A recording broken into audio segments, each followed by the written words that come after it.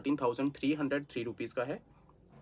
ठीक है, और अभी हम देख लेते हैं कि हमने जो है ट्रेड कहाँ कहाँ पर लिए और मैंने किस स्ट्रेटेजी को फॉलो करके और किस तरह से रिस्क मैनेज करके ये ट्रेडिंग जो जर्नी है अपनी स्टार्ट की थी। ठीक है, जो इस मंथ की ट्रेडिंग जो है मैंने स्टार्ट की थी।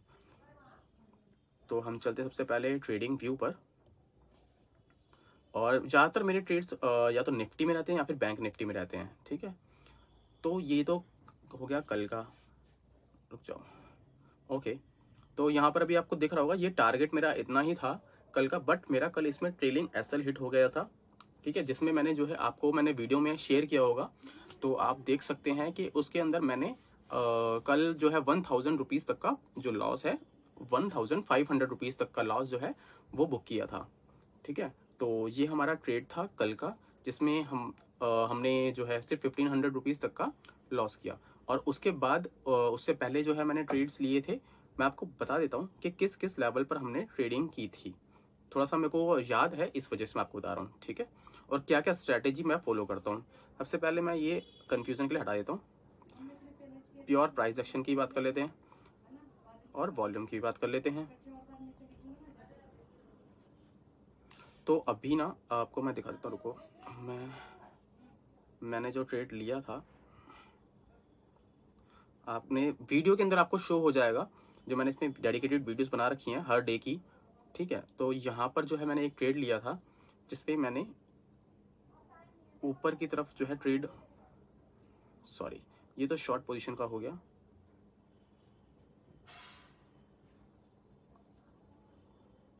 ठीक है, मैंने यहाँ पर कहीं एक जो है ट्रेड लिया था, आपको वीडियो में भी दिख जाएगा, और लेकिन इसमें मैंने प्रॉफिट जनरेट किया था यहाँ के करीब।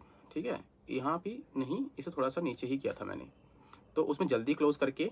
मेरा रीज़न ये था क्योंकि हमने उसमें क्वांटिटी भी ज़्यादा ली थी, और इसके अंदर मतलब कि मैं करीब करीब 4 लॉट से इसमें ट्रेड किया था मैंने, और जल्दी से प्रॉफिट करके बुक हमने इसको क्लोज कर दिया था। और फिर मैंने सेकंड ट्रेड लिया था यहाँ पर मैंने शॉर्ट किया था, जिसमें हमारा अच्छा प्रॉफिट हुआ था।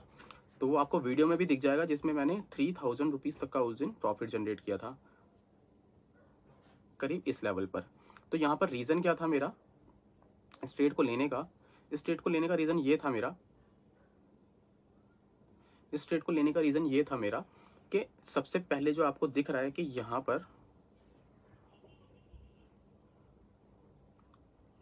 रुकिए मैं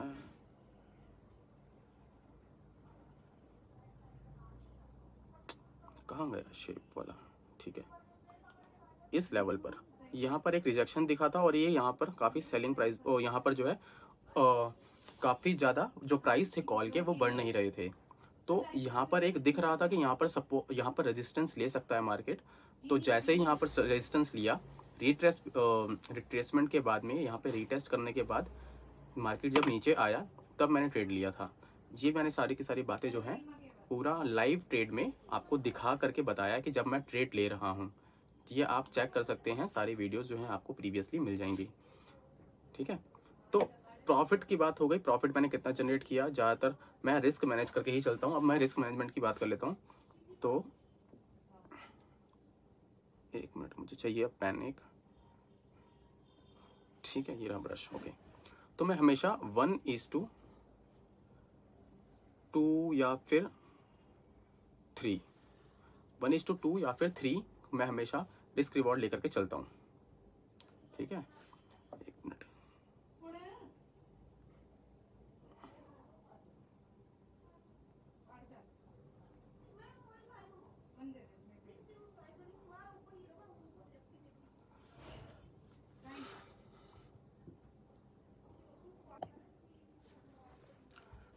ओके, तो यहाँ पर मैं आपको दिखा देता हूँ कि मैं हमेशा रिस्क मैनेजमेंट कैसे करके चलता हूँ। जब मैंने मान लो एक ट्रेड लिया, मैं हमेशा दिन के 2 ट्रेड लेता हूँ या फिर 3 ट्रेड तब लेता हूँ जब मेरा लॉस मेरे जो डेली लॉस लिमिट होती है उससे ऊपर नहीं जाता है। फॉर एग्जांपल, मैं हमेशा 2000 रुपीज़ का रिस्क लेके चलता हूँ डे का। ठीक है, तो ये हमेशा मेरा रिस्क रहता है कि इससे ज़्यादा मैं 2000 रुपीज़ से ज़्यादा मैं लूज़ नहीं करने वाला हूँ एक दिन के अंदर। ठीक है, तो अगर मान लो ऐसा भी कुछ होता है,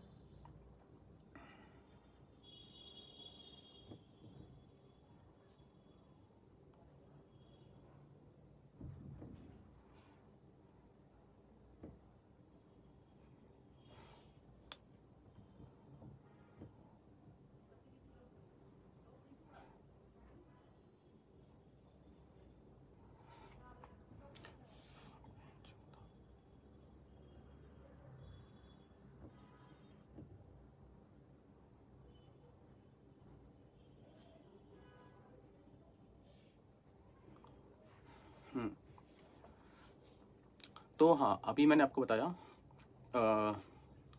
तो अगर ऐसा भी कुछ होता है, जैसे मान लो कि 2200 रुपीज़ तक का लॉस हो गया, तो भी मैं क्लोज कर देता हूँ, ठीक है, इससे ज़्यादा लॉस नहीं लेता हूँ। फिर मैं आपको बताता हूँ कि जब मैं अगर मान लो कि अब मेरा प्रॉफिट हो रहा है, ठीक है, अगर मेरा प्रॉफिट हो गया फर्स्ट ट्रेड के अंदर 2000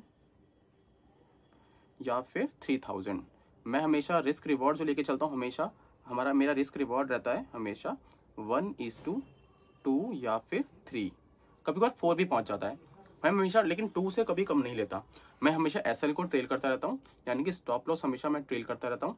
तो उस वजह से मेरा जो है हमेशा मैं ट्रेलिंग पर ही डिपेंड करता हूँ फिर, कि अगर मेरी स्ट्रैटेजी के हिसाब से अगर सही जा रहा है, क्योंकि ऑप्शन सेलिंग के अंदर थीटा डीके अच्छे तरीके से मिलता है। फिर अब मैं आपको बता देता हूँ कि मान लो अब मेरा 2000 या 3000 का प्रॉफिट हो गया, तो फर्स्ट ट्रेड में मान लो मेरा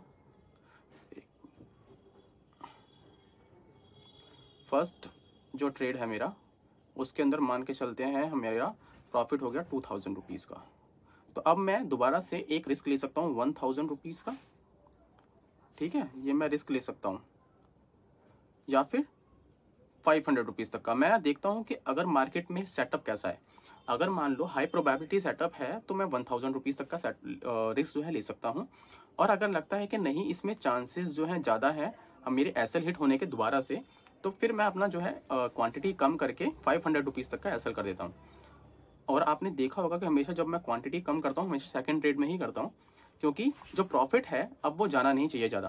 क्योंकि 2000 का प्रॉफिट अगर 1000 का हो जाएगा ना, तो एक 1000 रुपीज़ जो वापस गए हैं हमारे, वो हमारी साइकोलॉजी पे इम्पैक्ट करते हैं। तो उस 1000 रुपीज़ को इम्पैक्ट करने के लिए, मतलब कि ना ऐसा साइकोलॉजी पे ना इम्पैक्ट पड़े, मैं क्या करता हूँ, मैं रिस्क कम कर देता हूँ, तब ताकि मेरा सिर्फ 500 रुपीज़ तक का ही लॉस हो। और 500 रुपीज़ जाने में कोई दिक्कत नहीं लगती, फिर 1500 रुपीज़ अगर हम होगा तो पॉकेट में लेके जाएंगे, ठीक है। और सबसे जो सही चीज़ होती है वो होता है कि अभी तक जो प्रॉफिटेबल जब हुआ, मान लो आज के दिन मैंने 3000 का प्रॉफिट कर लिया ओवरऑल, तो मैं उसमें से क्या करूँगा, मैं उसमें से 50% मैं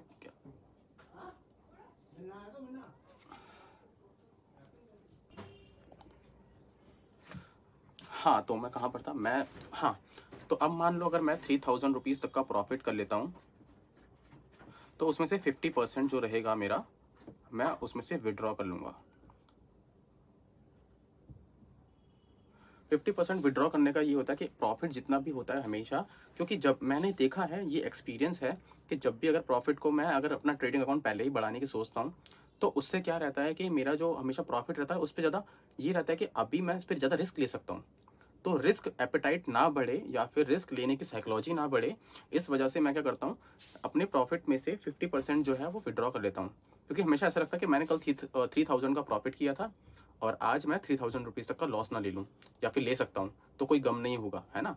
तो इस वजह से रिस्क हमारा बढ़ जाता है वहाँ पर। तो ये चीज़ ना दिखे, मैं इस वजह से क्या करता हूँ, मैं 50% विड्रॉ कर लेता हूँ पहले ही, क्योंकि अब मेरे पास कितना है, 1500 रुपीज़ तक का, यानी कि प्रॉफिट बचा हुआ है उसके अंदर। तो ये एक स्ट्रैटेजी मैं फॉलो करता हूँ अपनी अभी तक की प्रॉफिटेबल जर्नी के अंदर। तो ये रहा मेरा आज तक का, अभी तक का एक स्ट्रैटेजी, रिस्क कैसे मैनेज करता हूँ मैं, ठीक है। लेकिन रिस्क मैनेजमेंट करना सिर्फ यही नहीं है। रिस्क मैनेजमेंट में एक मैं डेडिकेटेड वीडियो भी बनाऊंगा, क्योंकि रिस्क मैनेजमेंट सिर्फ इतना सा ही नहीं है जो मैंने आपको कॉन्सेप्ट बताया, ये सिर्फ 1% या फिर 2-3% ही मान लो उसका। रिस्क मैनेजमेंट कहाँ ट्रेड लेना है, कितना ट्रेड लेना है, किस क्वांटिटी में लेना है, बहुत सारी चीज़ें मैटर करती हैं, उसमें भी रिस्क मैनेजमेंट आता है। रिस्क मैनेजमेंट काफ़ी क्रूशियल होता है एक ट्रेडिंग के लिए। ट्रेडिंग के टर्म्स में अगर रिस्क मैनेजमेंट अगर कोई बंदा हैंडल नहीं कर रहा है, तो प्रॉफिटेबल बनने में उसको कई सदियाँ या फिर साल लग जाएंगे, और ये काफ़ी इंपॉर्टेंट रहता है। तो अभी तक जो मैंने आपको दिखाया, ये था मेरा प्रॉफिटेबल, मैंने मेरा अभी इस मंथ का पीएनएल। तो आई होप, मुझे इतना तो पता है कि आपको इससे कोई फ़ायदा नहीं होगा, ये प्रॉफिट जो है वो मेरे पास है, तो आपके पास नहीं है, बट आपको इससे एक लर्निंग मिली होगी कि मैं सिर्फ आपको ये बताना चाहता था कि हाँ, मैं प्रॉफिटेबल हूँ और आपको सिखाने के लिए एकदम सही हूँ। तो आप सीखने के लिए इस चैनल को अभी फॉलो सब्सक्राइब कर लीजिए, लाइक कर दीजिए वीडियो को, ताकि मैं आगे और कंटेंट बनाने की मेरे को मोटिवेशन आती रहे। तो धन्यवाद आपका सभी का।